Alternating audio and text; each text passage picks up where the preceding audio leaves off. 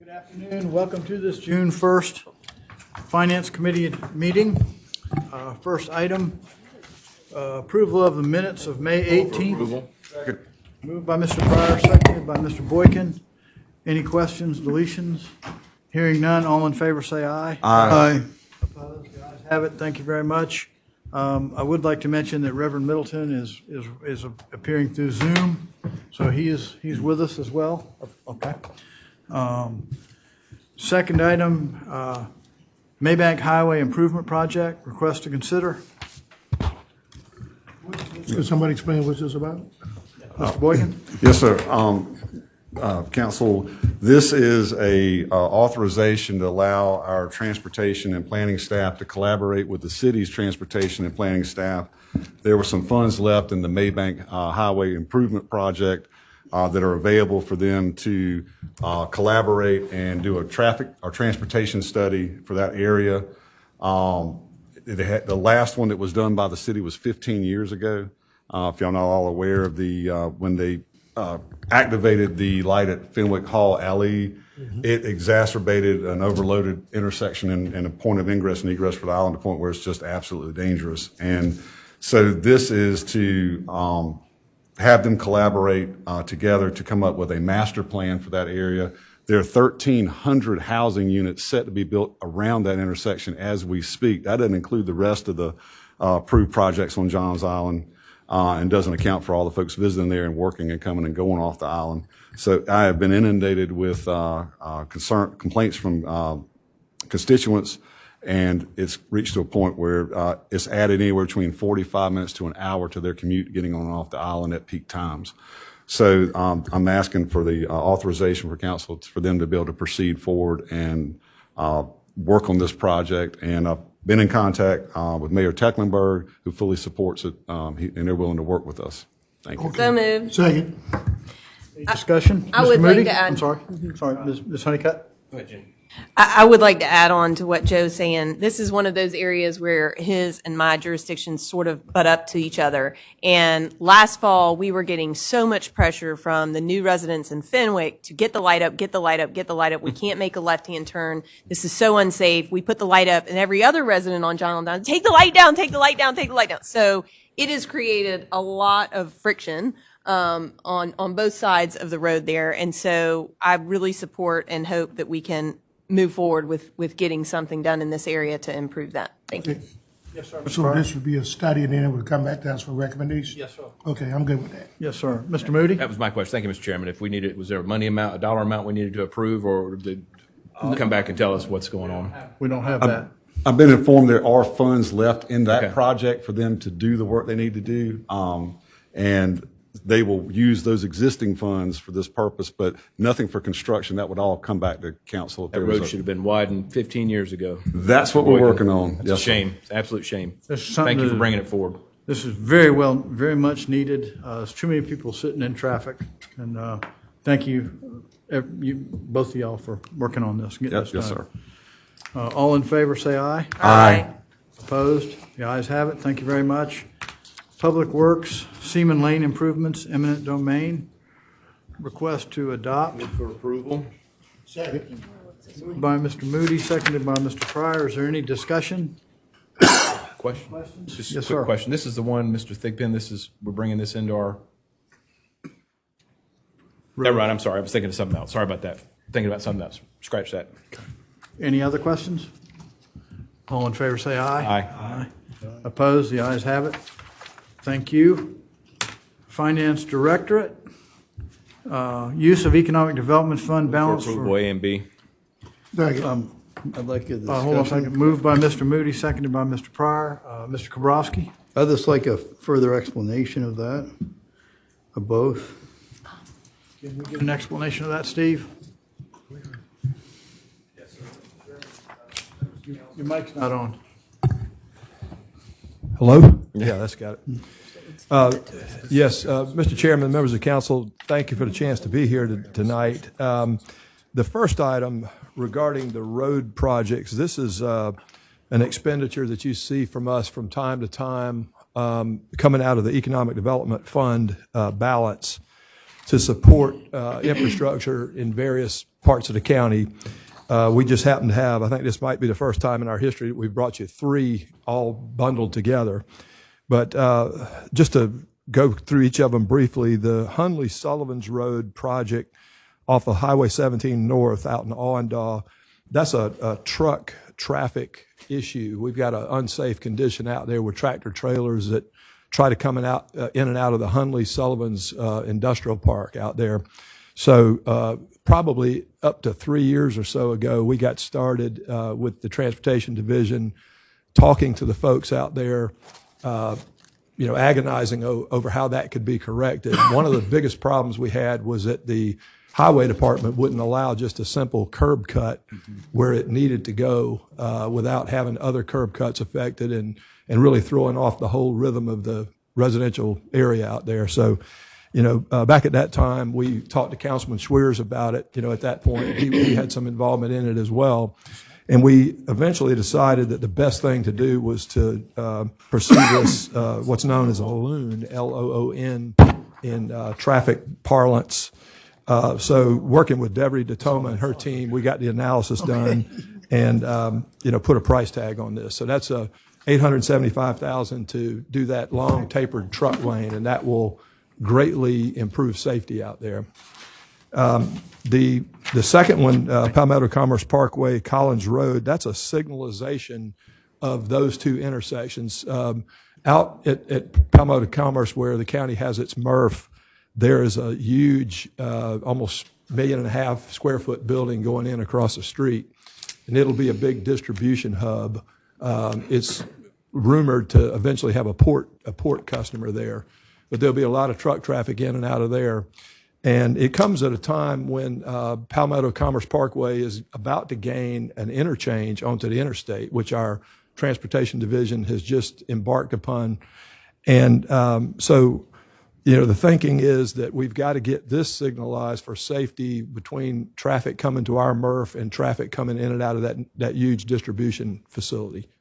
So that's the story there. And then finally, we've had quite a bumper crop of traffic signals that we've installed out there over the years in a park that really initially lacked some master planning. And so we've made the adjustments along the way. We've added turn lanes. We've added traffic signals.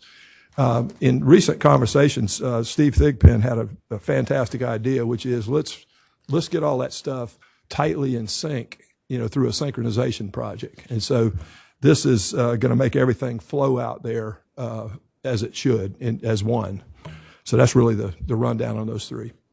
And for the incentive, that too, the second part. Oh, the second item? Yes, sir. Yes, sir. That is an item that I think to many on the council has gotten rather routine, but it has to do with the transfer and the assumption of fee in lieu benefits when a property gets sold. And so, without getting excessively complicated on it, we had an initial developer, which was Robinson Weeks, which bought a big parcel of land out there across from the fairgrounds in Ladson and began doing an industrial park there, which is now, encompassing, I think at this point, 4 different parcels and eventually 4 different buildings.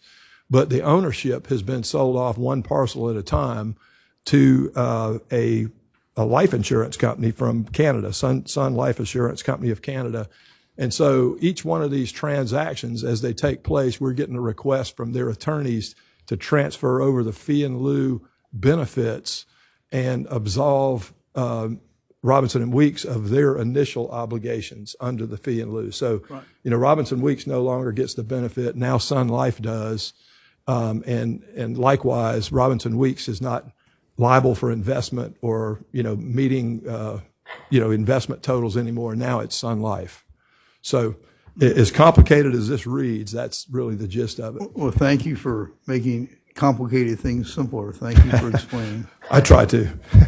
Thank you, sir. Thank you, Mr. Kabrowski. Mr. Pryor?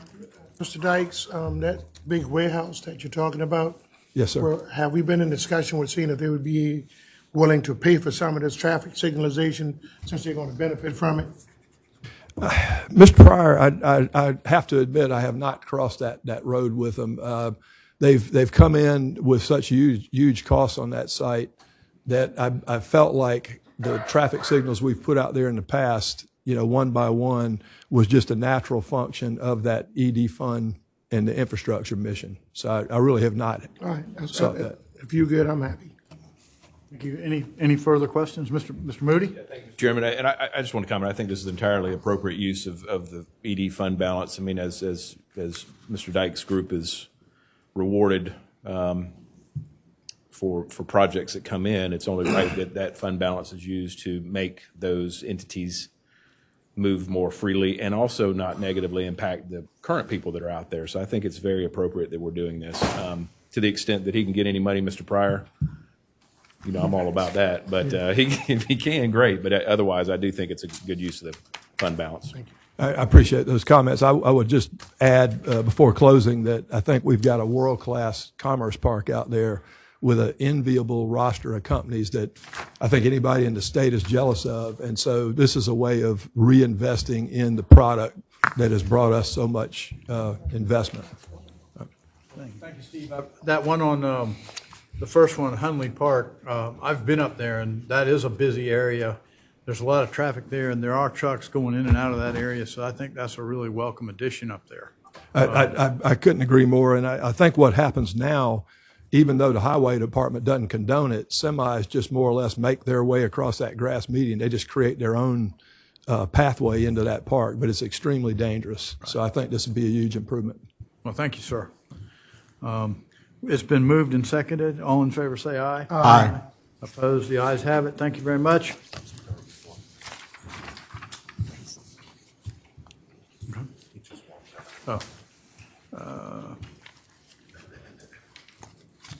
Is he coming? Next, we'll have our special county council meeting, Freedom of Information Act. Mr. Darby, welcome. Yes, sir. In compliance with the Freedom of Information Act, notice of meeting was posted and agendas were distributed to news media and persons requesting notification. Second reading ordinances, FY24 county budget.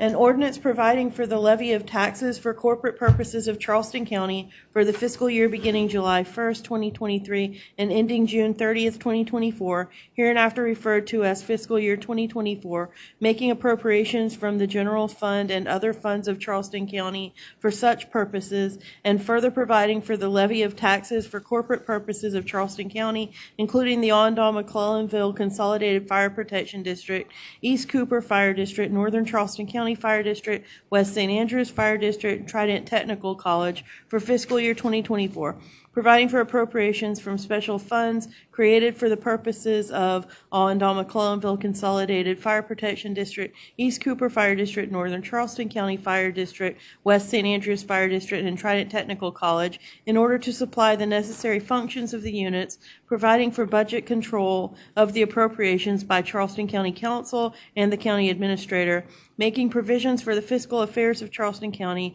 and providing for the issuance of tax anticipation notes in an amount up to $50 million for Charleston County and up to $1 million for the Onondaga-McClellanville Consolidated Fire Protection District. Mr. Boykin? Aye. Mr. Darby? Just give me a minute. What am I voting on? The county budget. Second reading. Yes. Aye. Yes, sir. Mrs. Honeycutt? Aye. Mr. Kabrowski? Aye. Mr. Middleton is joining us but cannot vote. Mr. Moody? Thank you for allowing me to be here anyway. Yes, sir. Mr. Moody? Aye. Mr. Pryor? Aye, Mr. Chairman. Yes, sir. I'm voting aye. I had my concerns addressed by the administrator Yes, sir. and his staff about the 4.5%, and he's assured me that we can, sustain this, and it wouldn't affect us going into next year's 2025 budget. And so I support the 4.5% increase. Great. Thank you, sir. Mr. Sass? Aye. The ordinance passes second reading with 7 ayes and 2 absent. Okay. And then I've got for the solid waste recycling and disposal fee, an ordinance relating to the imposition of annual solid waste recycling and disposal fees for the disposition of solid waste and recycling, providing for classifications of real property subject to annual solid waste recycling and disposal fees, and establishing the amount of the annual solid waste recycling and disposal fees. Mr. Boykin? Aye. Mr. Darby? Aye. Mrs. Honeycutt? Aye. Mr. Kabrowski? Aye. Mr. Moody? Aye. Mr. Pryor? Aye. Mr. Sass? Aye. Ordinance passes second reading with 7 ayes and 2 absent. Then we have for special purpose districts, an ordinance approving the budget for the fiscal year beginning July 1st, 2023 and ending June 30th, 2024, directing the auditor of Charleston County to levy the necessary millage and the treasurer to collect taxes for the Charleston County Park and Recreation Commission, the Cooper River Park and Playground Commission, the North Charleston District, the St. Andrews Parish Parks and Playground Commission, the St. John's Fire District, and the St. Paul's Fire District, and providing for the issuance of tax anticipation notes in an amount up to $3 million for the Charleston County Park and Recreation Commission, up to $1,100,000 for the St. Andrews Parks and Playground Commission, and up to $1,500,000 for the St. John's Fire District. Mr. Boykin? Aye. Mr. Darby? Aye. Mrs. Honeycutt? Aye. Mr. Kabrowski? Aye. Mr. Moody? Aye. Mr. Pryor? Aye. Mr. Sass? Aye. Ordinance passes second reading with 7 ayes and 2 absent.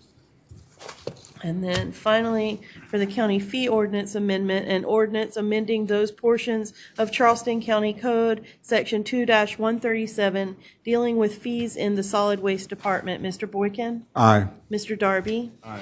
Mrs. Honeycutt? Aye. Mr. Kabrowski? Aye. Mr. Moody? Mr. Pryor? Aye. Mr. Worman's absent. Mr. Sass? Aye. The ordinance passes second reading with 7 ayes and 2 absent.